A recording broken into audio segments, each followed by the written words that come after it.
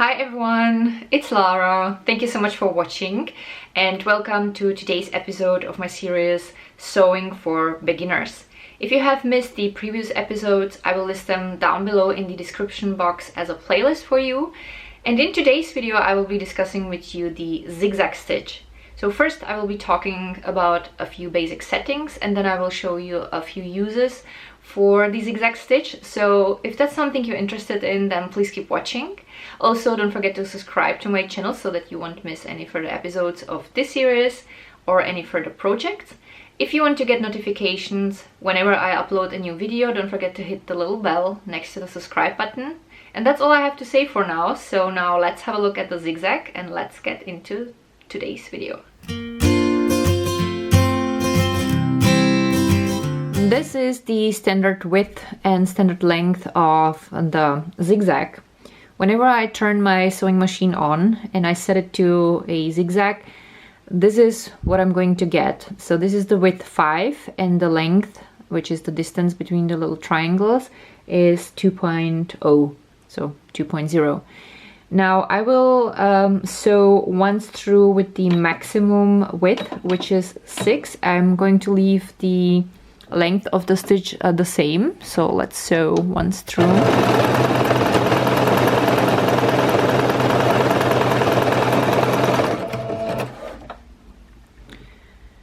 There is a little difference, barely visible, so the right size is a bit wider, but it's not much. But so that we can see a good difference, I will set the machine to the width 4, which is 2 points narrower than this one.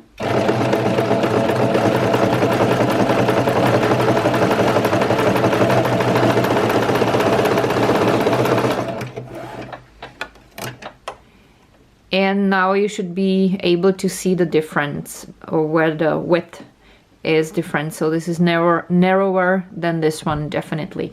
Now I'm going to keep the width the same here, but I'm going to make the stitch shorter. Let's say 1.3 instead of 2.0.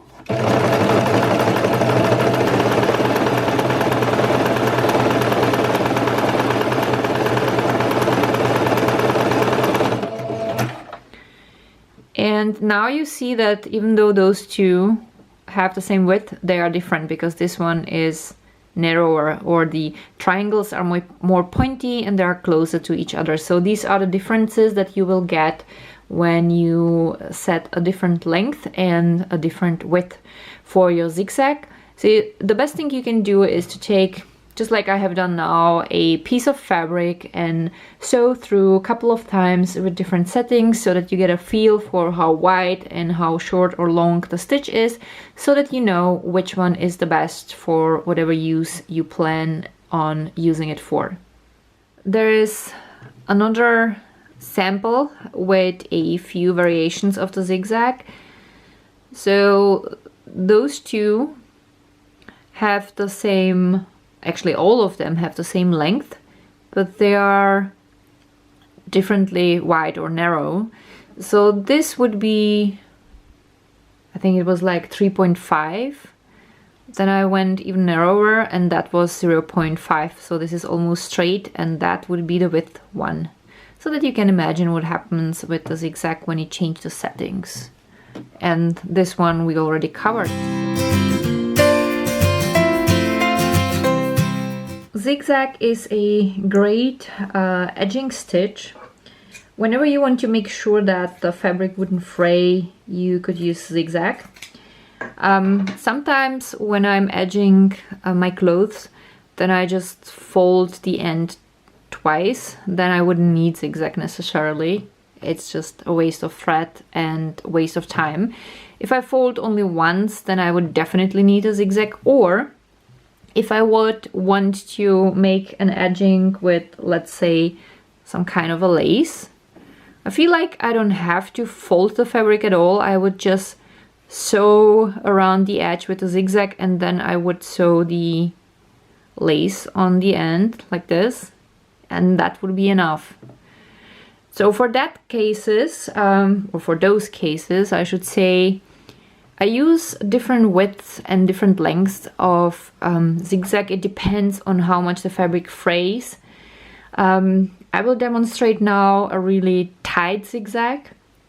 I will make it wider, but I will make the zigzag shorter, which will make it narrow. So just to be clear, this is the width and this is the length. And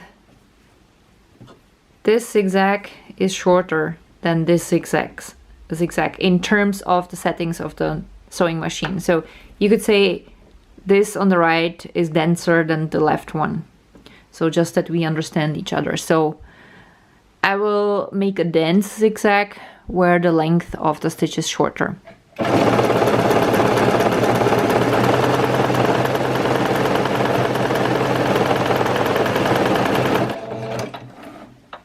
So this is how it would look like. That was the minimum length, and you can see that it kind of stretched the fabric out. So it is always good to check how the fabric behaves with different settings before you start sewing on your things. I think this is too short, so I'm gonna make it longer again. Let's say 1.3, and let's look at what it does then.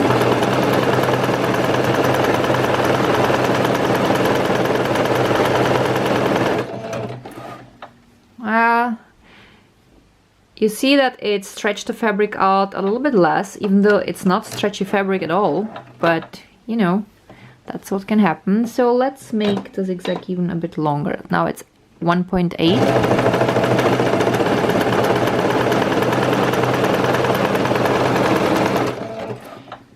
And now you can see that the zigzag is nicely flat. So these are the things you have to keep in mind that could happen when you're edging with zigzag. But definitely when you have a really stable fabric that wouldn't stretch out at all, you can make the zigzag a little bit denser for the edging. And if that were white thread, now I would be able to add my lace, and then I could sew it on. I could even sew it on with a really wide zigzag or with 2 straight narrow lines, and that would be it. Then the fabric wouldn't fray, and if that were white thread you wouldn't really see it, so it would look also pretty from the bottom. So this is one of the possibilities where you can use zigzag. Also, you could still use zigzag and then fold the fabric if you wanted to, or you could fold it once. Yeah, and the fabric wouldn't fray.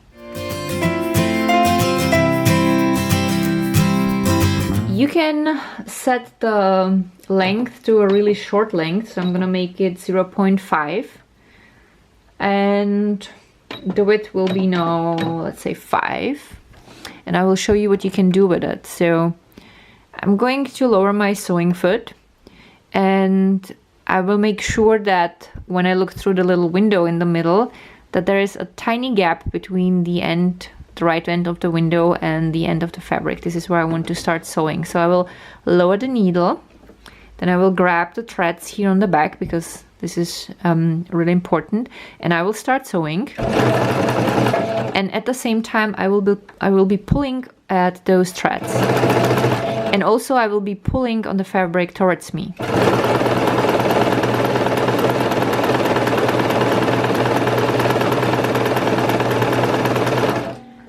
So I will sew through a couple of more stitches because you wouldn't be able to see what I want to show you now.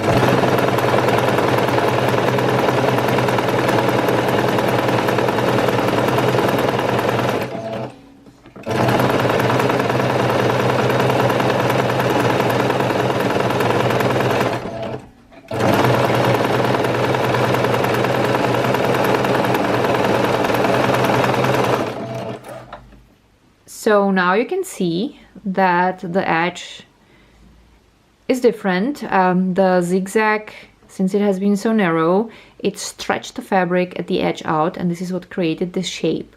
This is always very pretty when you're making a skirt, or when you want to be edging your sleeves and you want to have kind of a ruffle at the end.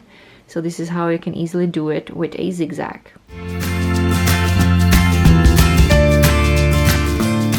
Zigzag is also great if you have a really simple sewing machine, but you want to be sewing together a stretchy fabric. So I'm going to sew together 2 layers of a jersey, and I'm going to be sewing so that the right edge of my sewing foot is aligned with the right edge of the fabric.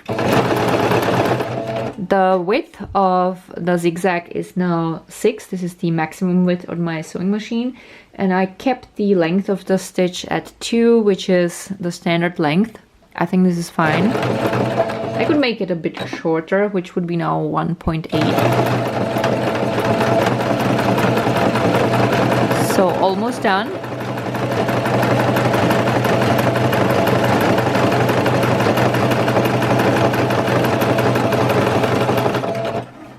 So the fabric has been sewn together. Now I would cut away the excess fabric. Okay, and I will also open the other end, because then I can show you easier what I have done here. So now when I open the fabric, you can see there is a normal seam that would work, but the difference is if the fabric would stretch out, the seam would allow the fabric to stretch out without ripping the thread. The stitch that I'm normally using for sewing together stretchy things is on my machine the number 24. I mostly align the sewing foot so that the little window comes exactly with the right end of the little window to the edge of the fabric. This is how I mostly do it, but feel free to do it however it works for you. Then I always lower the needle and I will start sewing. Let's have a closer look on the stretchy stitch. So in order to understand how the stretchy stitch works here is it has a pointy part that looks almost like a little triangle. The only difference between that and the zigzag is that the zigzag goes straight while this goes a little bit angled, like cursive when you compare it with script. And then there is 2 short stitches between each of the pointy parts. Now there is still a little gap between the ends of the pointy part, and this is what allows the fabric to stretch out without ripping the thread. So the difference, apart from that there the pointy part is angled, is basically really only the 2 short stitches between the pointy parts, between the triangles. And that's why you can use easily also the zigzag instead of a stretchy stitch. The only thing you have to keep in mind is that when there will be too big of a distance, whenever you would open this, you might be able to see the stitches and it might not be as stable as you would want to. So in that case, you know, before you start sewing your things, just take a little bit of the fabric and try out a few stitch lengths for the zigzag. Just make sure that it wouldn't stretch the fabric out.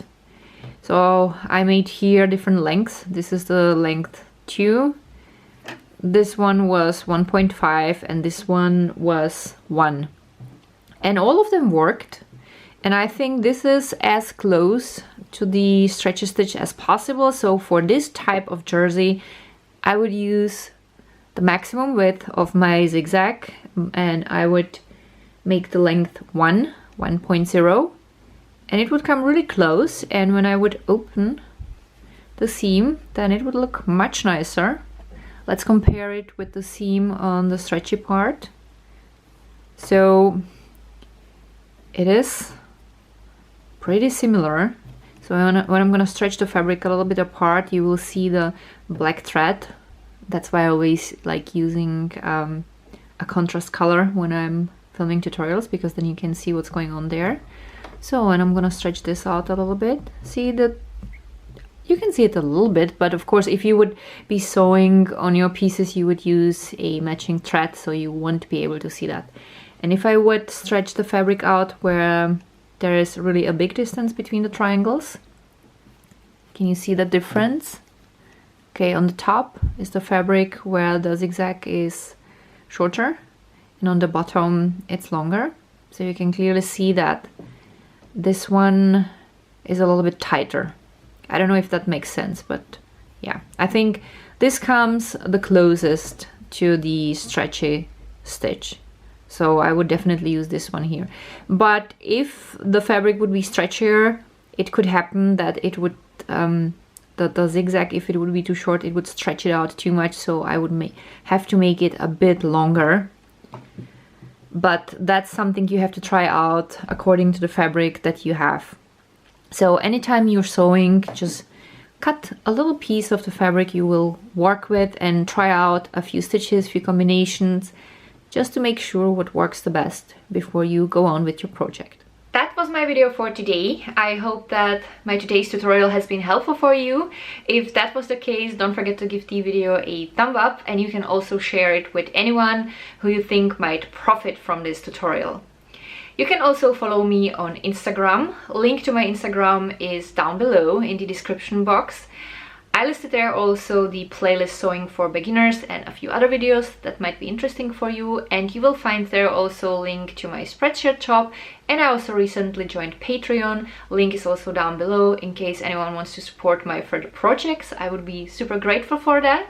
And thank you so much for watching. It's always a pleasure seeing you guys. I love filming for you, and I'm looking forward to seeing you with my next video. Bye!